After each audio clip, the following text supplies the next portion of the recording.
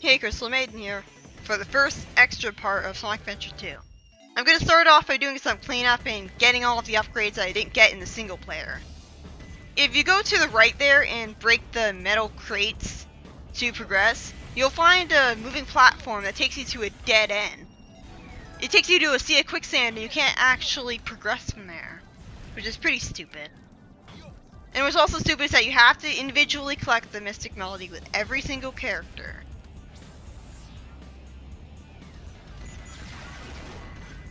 Sonic is the character that has the most upgrades out of everyone else. He has 6 upgrades. Yeah, that's what the gold ring says if you reach it and on a mission where you're not supposed to get the gold ring. And I don't like how there are levels that you have to go back to with upgrades that you got from later levels to get an upgrade. It just kind of feels like you're cheated out of them. I kind of feel like SA1 did it better with the upgrades being in the hub worlds. Anyways, Knuckles and Eggman have 5 upgrades, and the rest of the characters have 4 upgrades. And the upgrades for the characters show up during the actual cutscenes. So, when you get all of Knuckles' upgrades, he's got so many of them, and he kind of looks ridiculous. On my main file, I didn't ever get the sunglasses upgrade for Knuckles, even though I know how to get it now. And that's because I don't think Knuckles looks good with sunglasses. And even when he's not wearing the sunglasses, he still has them on his head. And I just don't feel like sunglasses really suits Knuckles as a serious character. I mean, nowadays he's acting more friendly and like the laid-back, lovable oaf. So I guess the sunglasses on his head would suit his personality now, but the annoying thing about the sunglasses and the eyeglass upgrade for Rouge is that if you jump, then you suddenly turn them off. And that sucks because it's a platformer. Of course you're going to be jumping. Jumping is unavoidable.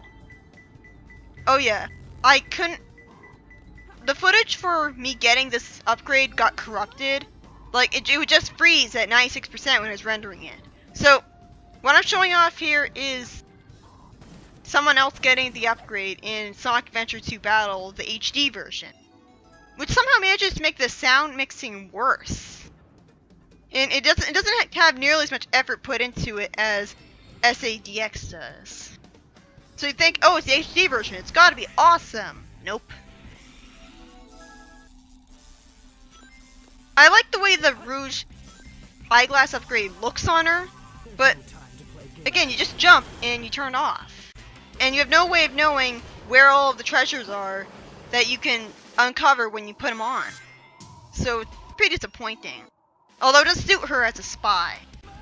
And I showed off in this video the proper way to use the Lightspeed attack. Like, you just use a control stick to aim at the enemies. Behold! The most useless upgrade ever! Guess what the magic hands do? What were they smoking when they thought of this one? This isn't even remotely useful. And you might be looking forward to getting it for a really long time, because you go past it and you're like, I'm gonna need plenty of upgrades from later levels to get this one. Probably gonna be awesome. Nope. Obviously, I followed a guide to find all the upgrades that I missed, with the exception of the upgrades in Iron Gate and Prison Lane, because those ones I noticed right away. But yeah, I think some of the upgrades are a guide, dang it, to find. Like, you can't miss the one in City Escape, but other than that. And this is the options menu. You can change your file here, and you can change the language. And something that I would do a lot when I was a kid was change the voices to Japanese, because the English voices were making me feel something, and I didn't want that. But now I always keep it to the English voice actors, out of respect for the fact that this game has the best voice cast. And it's all downhill from here. You can also change to stereo music, and you can turn off the rumble feature, which is very good if you have a wireless controller because that eats up the batteries. And you can change the character themes so that you have the voices of different characters talking while you're going through the menus. And the Shadow, Amy, Omochao, Maria, and Secretary themes used to be downloadable DLC for the Dreamcast version. All of them were made available in the GameCube version, which is good. But some of them are unlockable. Not Shadow's, you have that from the start, which makes sense because he's a playable character. But what you're supposed to do to get the Secretary theme is rotate the control stick clockwise on the options menu. I'm not really sure how I'm supposed to know that, though. I have a personal memory of the sound test where I would see my brother playing the theme of Shadow, and he thought that Shadow was a pretty badass character. Like, he was a teenager when I was a kid. Like, he actually said that Shadow should get his own game. And guess what happened? There was so much potential with that, too. But anyways, the way to unlock the Secretary character is really obtuse. You'd only know it if you looked up a guide. And for the others, like Maria and Omochao, you have to get enough emblems and then buy them from the black market in the Chao world. And it really sucks. Like, why can't you just have them right from the very beginning?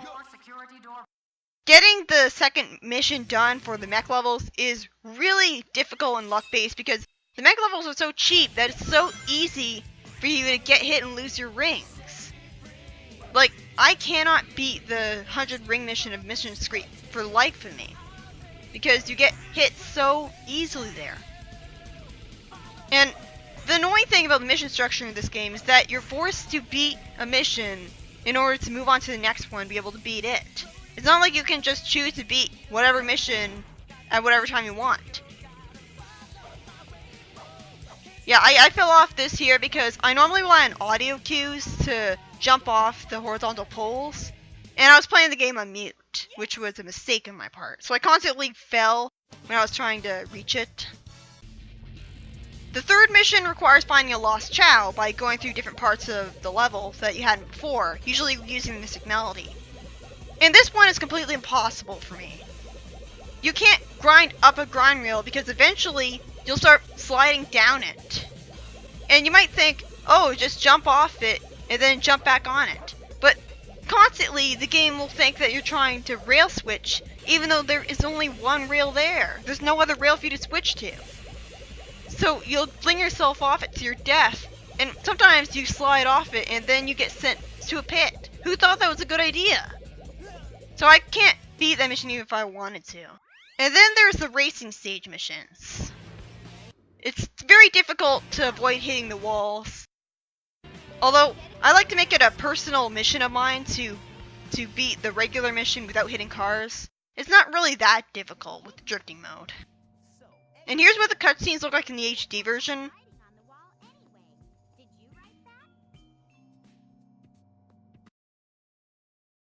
Here's how you get the dragon in Aquatic Mine. You have to go to the place where you got the air necklace, and there you go.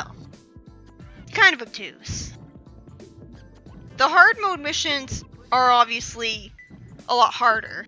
Like, they add more annoying enemies, and the hard mode missions for the emerald pieces levels are complete bullshit. It took me 7 minutes to find one emerald piece in Aquatic Mine. You pretty much need a guide to find where all the emerald pieces are. I mean, I like the fact that they're always in 3 preset locations. They're not randomized at all. So as long as you have a guide and you know exactly where all of them are, then you can get it done, no big deal. It makes me wish that all of the emerald pieces had been in preset locations. But yeah, like, I was really looking forward to playing all of the hard mode treasure hunting missions, but when I found out that it would take like 8 billion years to find even one, because they're hidden in such obtuse places. Like, Aquatic Mine was looking to be threatening to be worse than Mad Space, because even Mad Space, it didn't take me 7 minutes to get one emerald piece.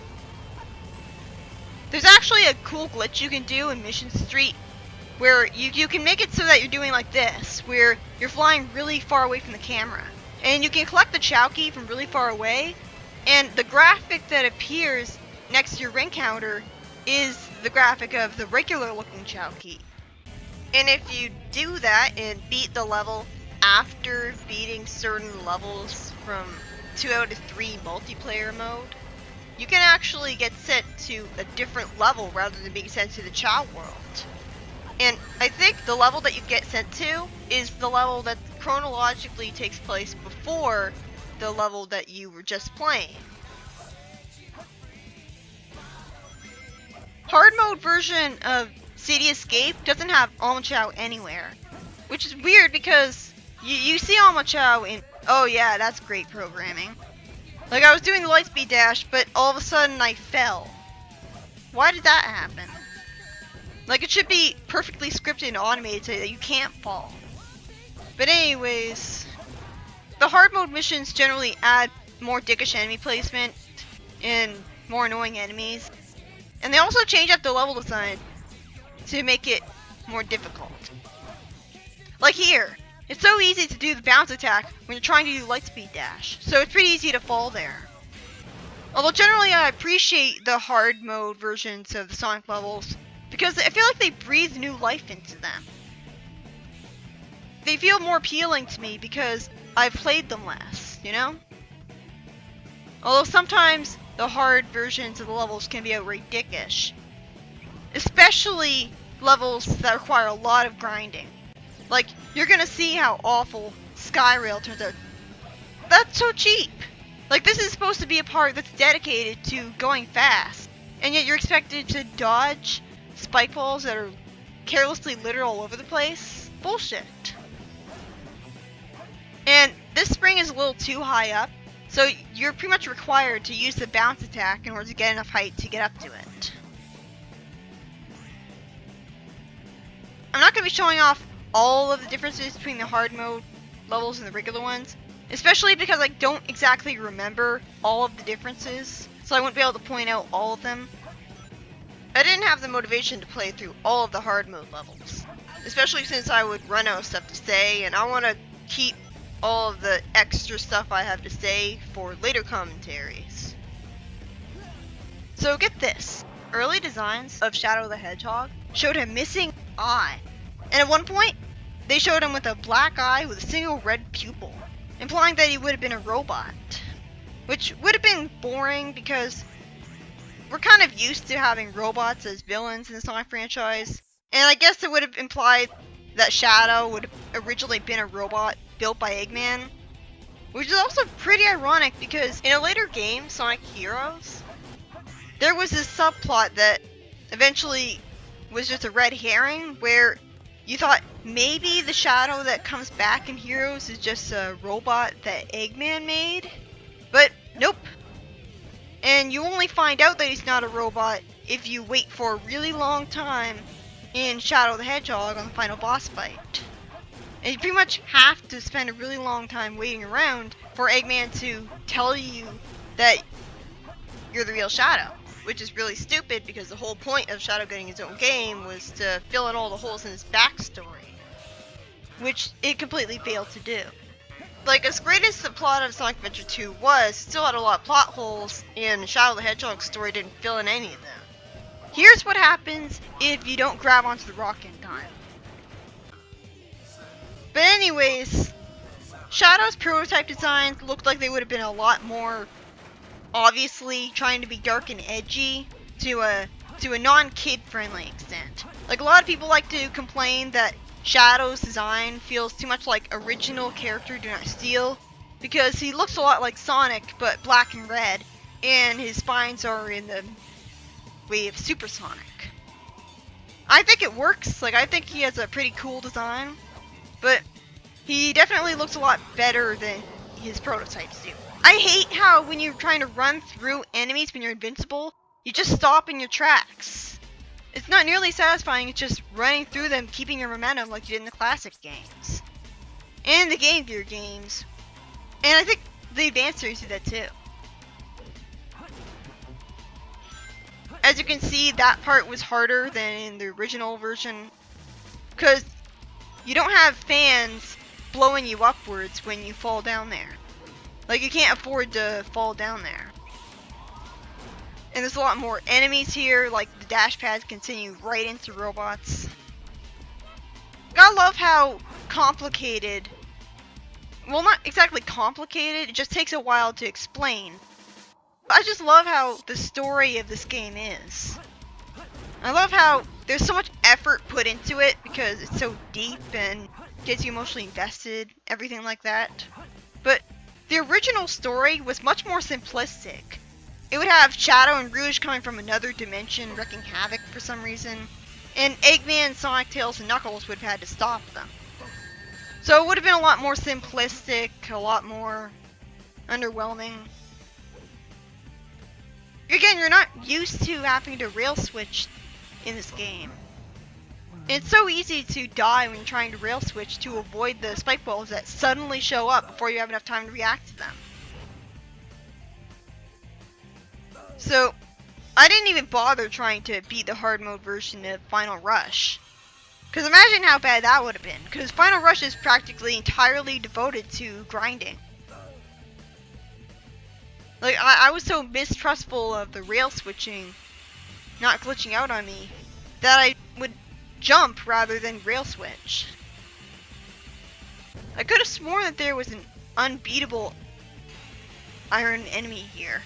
So it's kind of weird that they took him out of the hard mode version and replaced him with a bunch of spikes instead.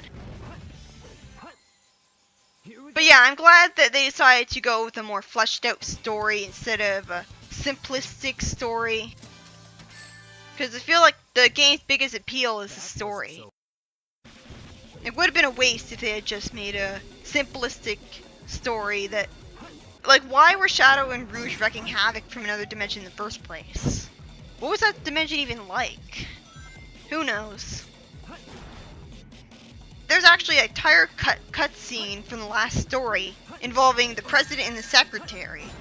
Basically involves the president being worried that the world is going to end, and then the secretary, as well as Amy and Rouge, they all reassure him that Sonic is going to save the day.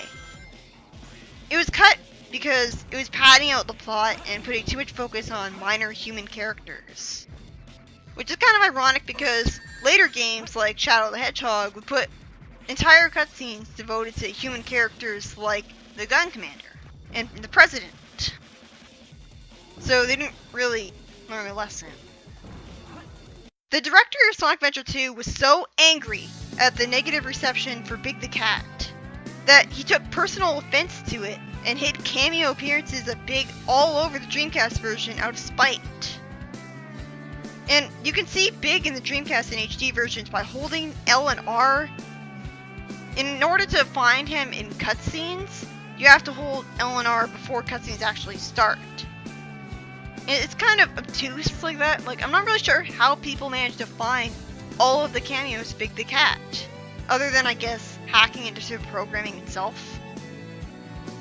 But yeah, it's pretty amusing. I always had a suspicion that they intentionally snuck cameos of Big the Cat in to troll you.